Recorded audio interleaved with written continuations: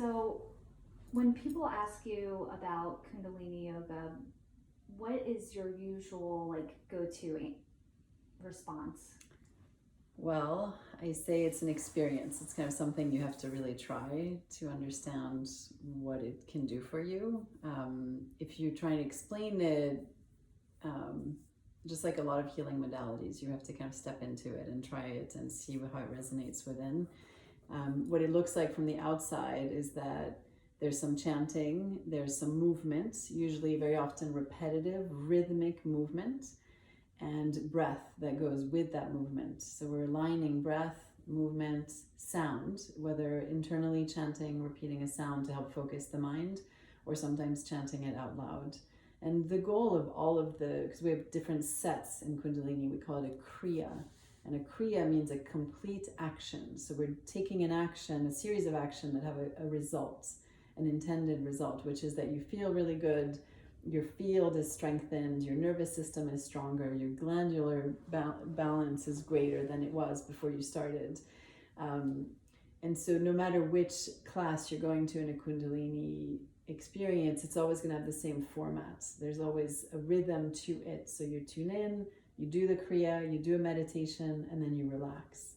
And so from the outside, you'll see these rhythmic movements, you'll hear the chanting, you'll see breathing, but I invite you really to just come and experience it for yourself to see how you feel, because it brings you into the neutral mind, which is often referred to as the meditative mind as well. We have these polarities with positive and negative mind, which both have a purpose. It's not that one is good, one is bad. The positive mind is expansive, so it shows you possibility. It reaches into potential, and it shows you could accomplish all this, or these are your dreams, this is what is calling you. The negative mind is protective. So it tells you, watch out, that tree could fall, or just be careful, you're driving, don't go crazy chanting, you're in a situation where you need to focus. So every mind has a purpose, but when we're in a yoga class, we want to align with the meditative mind, which goes beyond these polarities. And it really, in essence, tunes us into to the sage within, to the part of us, our intuitive self that knows beyond time, beyond space, where we are and what we need to do, like that voice of clarity. So if once you begin Kundalini Yoga, could you go to any other Kundalini class and you would know exactly the order? Yes, it usually, they might alternate. Sometimes they'll do the relaxation and then the meditation, or the meditation and then the relaxation, but the Kriya, the sets, as teachers in Kundalini, we don't make up sequences. We teach them as they were taught. It's like a recipe. You're adding different ingredients for a different purpose. And so we don't meddle with them as a teacher. We follow kind of the lineage. We honor the lineage in that way that we teach them for the amount of time. You can adjust the time, but it has to be, all the postures then have to be adjusted like a recipe. But yes, like the structure would be very similar. You would tune in with the same mantra, and you would close the class with It's a Blessing. It's a beautiful blessing song called The Longtime Sun. And you would always begin and close in that way and have a similar structure. Yeah. Now, does your practice differ than other Kundalini practices? It's similar in that I follow those guidelines. I follow how I was trained and I honor that lineage. For me, I really believe, I don't believe there's one right way. I don't believe that Kundalini Yoga is the highest practice for everybody on the planet. I was raised Catholic, and to me it's a little triggering when people are like, this is the right way. There's only our one savior. I believe that all paths are valid, and that we really have to honor ourselves. Back to that sage within, I think the true guidance will come from within your gut, your heart, and your brain. When those three are aligned and connected, you'll know what's right for you. So Kundalini might be part of your journey. For a lot of people, they'll come in and out. Like it might serve them for X amount of weeks or years, decades, and then they might gravitate to something else. And I really, when I'm in that space, I honor that in each student, honoring that they have the guide within, and they know I don't know better what is right for anyone.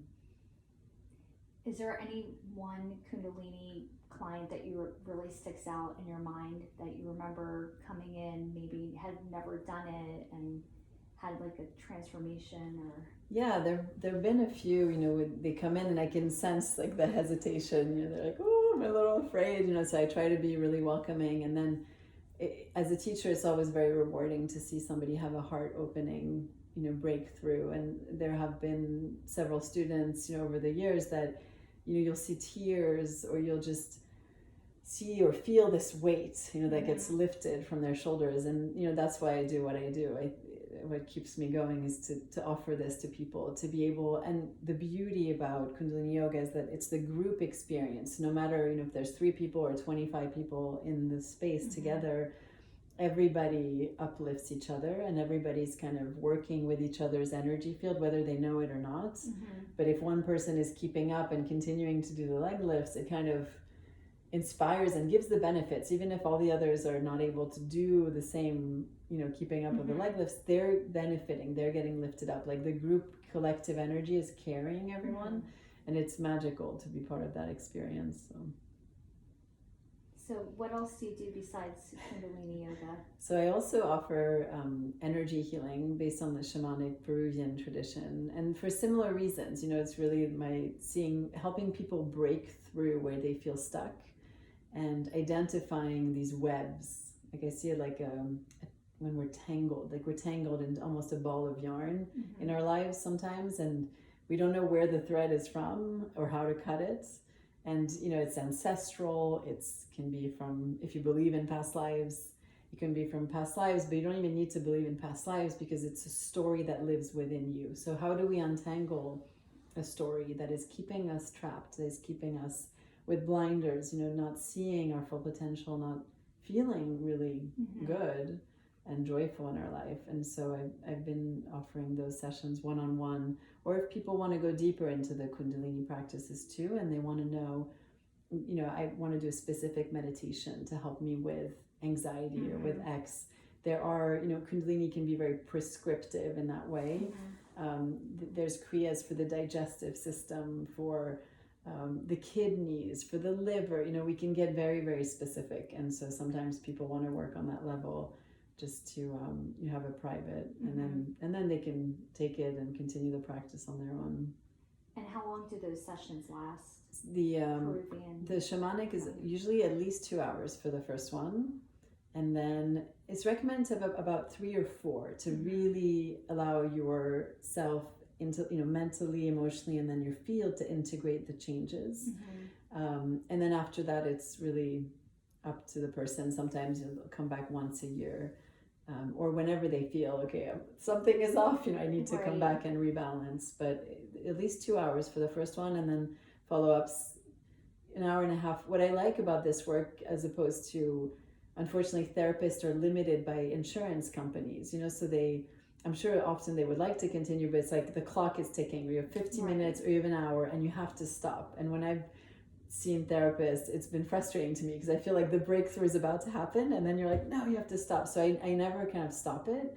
Of course, there's like a container, but if we need to do it 2 hours and 15 minutes, or I really honor the healing process and the healing journey more than like, being strict. And now, is this something you do with children? I haven't. No, you could do it with children. I think with children, the key first is always to look at the parents, right? My friends who are therapists have told me that often. It's like, look at the family system, what is going on between the parents, what is going on with the parents as individuals. And often, like 90% of, if kids are having issues, that can completely transform by the lineage being honored, and making sure everybody's in their right place, and that those patterns are taken care of. Treating the root. That's exactly. So that's exactly what it's about. It's like a lot of Western medicine kind of puts a Band-Aid on stuff and treats the symptoms, but we're really, what I seek to do is to really go to the root cause, and sometimes it goes back several generations. Interesting. So now in the winter season, is there something specifically people need to be aware of, like in the Kundalini practice? Are there certain what did you call them?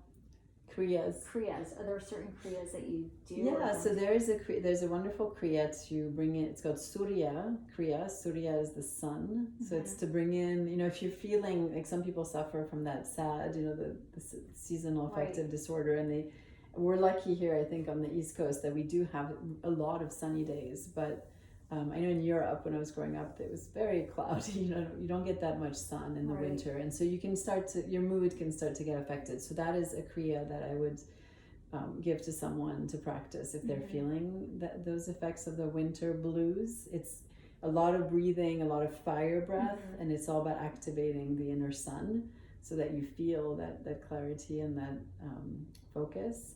And another thing I would say is just be okay with slowing down.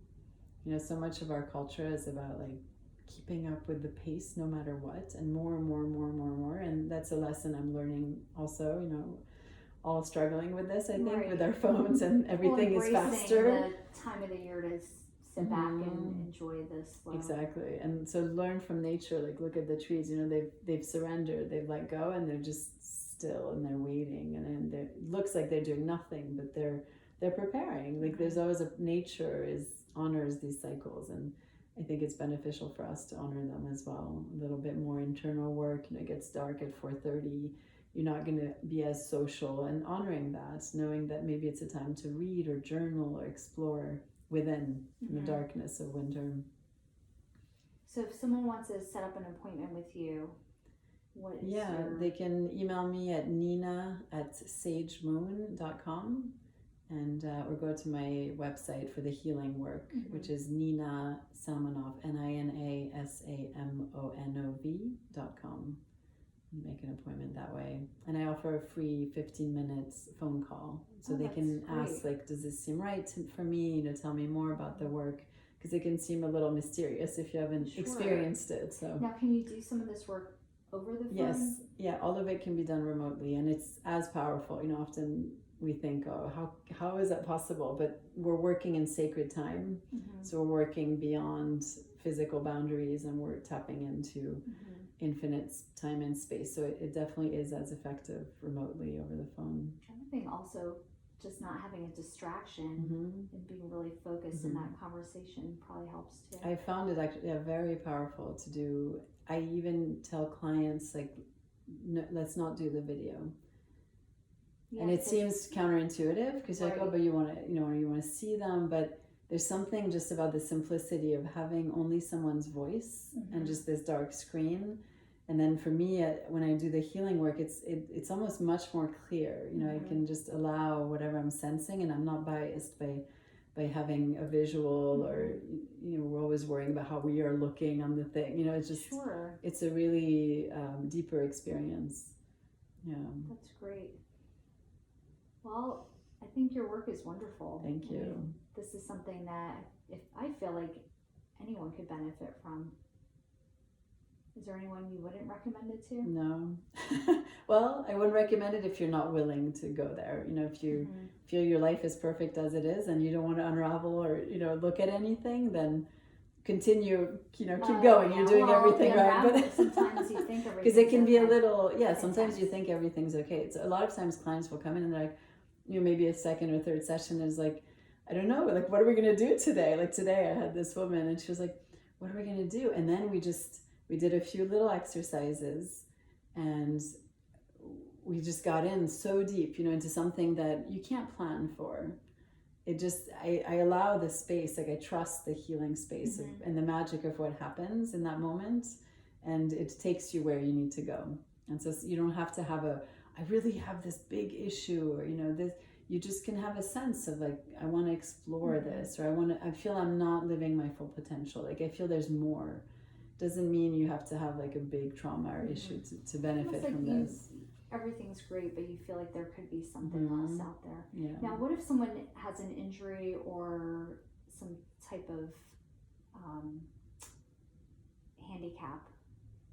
Yeah, so I would say, like just with anything, first, seek the doctor who's specialized in that. But then what I would look at with the person is the spiritual, emotional information around it, not necessarily the cause, because it's not so simple sometimes. Like there's not a cause and effect, but there's always looking at like, what would you do if this wasn't there?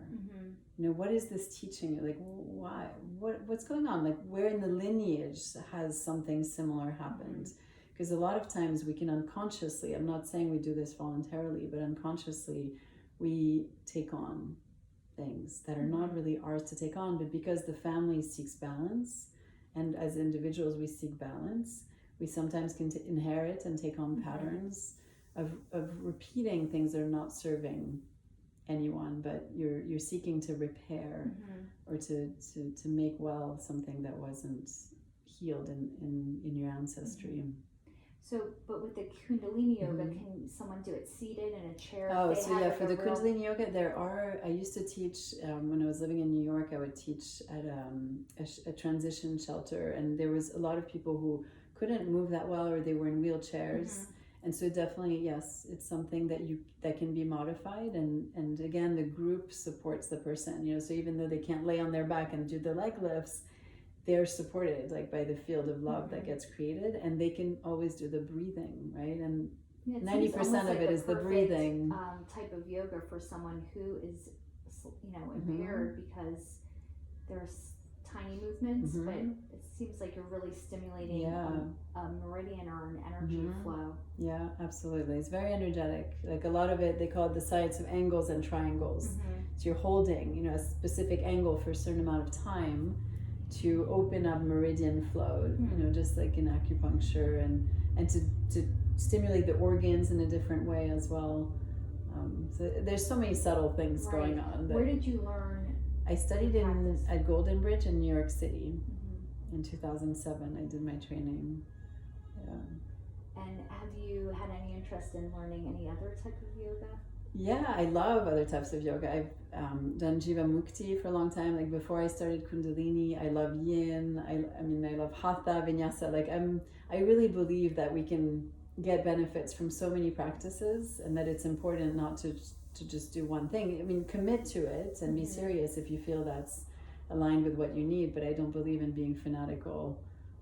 You know, only this is the only right way. Right. So, Yeah. Well, that's also very, as a new student, you know, for someone like me who's never done it before, it kind of makes me relax into it, thinking there's no perfect way, and whatever I get from it is what I need at the moment. Exactly.